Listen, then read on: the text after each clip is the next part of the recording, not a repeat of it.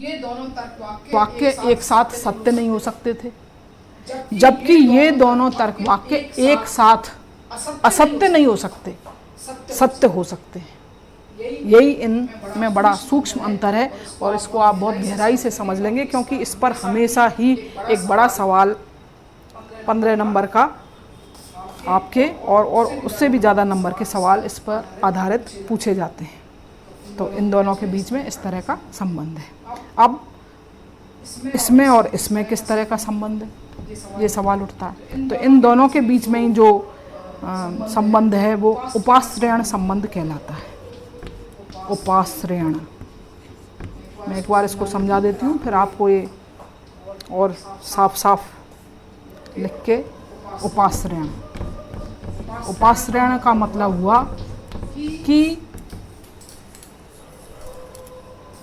ये सर्वव्यापी कथन है, आप जानते हैं, और ये अंशव्यापी है। दोनों ही गुण की दृष्टि से समान हैं, दोनों ही विध्यात्मक हैं। इसीलिए अंशव्यापी जो है वो सर्वव्यापी पर आश्रित होता है। जैसे कहा जा रहा है सभी कवि दार्शनिक होते हैं, तो कुछ कवि दार्शनिक होते हैं, ये तो सिद्ध हो ही जाएगा, उसी में अंतर्निहित है। इसका उदाहरण है कुछ कवि दार्शनिक हैं। केवल इन दोनों वाक्यों में केवल और केवल परिमाण का ही अंतर है, गुण का कोई अंतर नहीं है। दोनों ही विध्यात्मक हैं। ये भी पॉजिटिव सेंटेंस है और ये भी पॉजिटिव है। केवल परिमाण की दृष्टि से वह ये सर्वव्यापी है और दूसरा अंशव्यापी है। तो अंशव्यापी जो है सर्वव्यापी पर आश्रित रहता है, इसीलिए इसको कहते हैं उपाश्रय। उपाश्रय, और इसको कहते हैं उपाश्रित। उपाश्रित इसी तरीके से दोनों सेम है। यहाँ पर ये उपाश्रय और ये उपाश्रित, ये उपाश्रित। यहाँ भी उपाश्रयण संबंध है, इधर भी उपाश्रयण संबंध है। अंशव्यापी सर्वव्यापी पर आश्रित है। यदि यह ट्रू है तो यह भी ट्रू होगा, यदि यह ट्रू है तो यह भी ट्रू होगा। ये इनके बीच में संबंध है, और क्योंकि यह एक वर्ग बन जाता है इसीलिए इसको हम परंपरागत विरोध वर्ग के नाम से जानते हैं। इसको मैं स्पष्ट थोड़ा साफ साफ आपको दिखे इसलिए वापस से इसको इन संबंधों को लिख देती हूँ।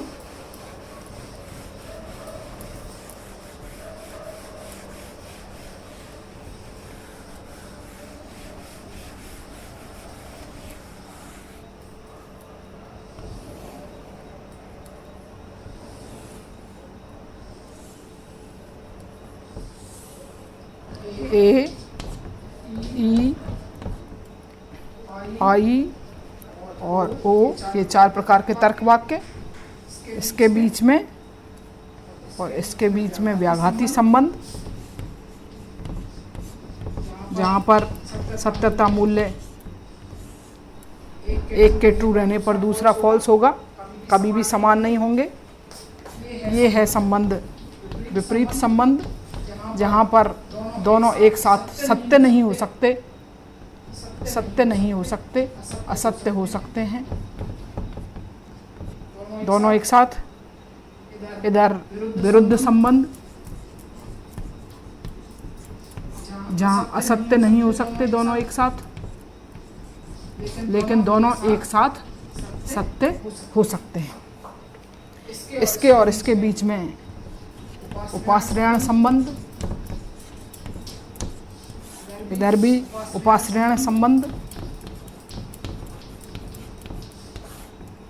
ये उपाश्रय सर्वव्यापी कथन और अंशव्यापी कथन उपाश्रित। ये भी उपाश्रय और ये भी उपाश्रित। ये जो उपाश्रित है वो अपने उपाश्रय पर आश्रित होता है, इसलिए इसको उपाश्रित कहा जा रहा है। ये क्योंकि एक वर्ग बनाता है सभी चारों प्रकार के तर्क वाक्यों में, इसीलिए इसको परंपरागत विरोध वर्ग कहा जाता है। इस पर आधारित परीक्षा में सवाल आपके पूछे जाते हैं, क्योंकि यहाँ हम देख रहे हैं कि एक के आधार पर, जैसा कि हम अनुमान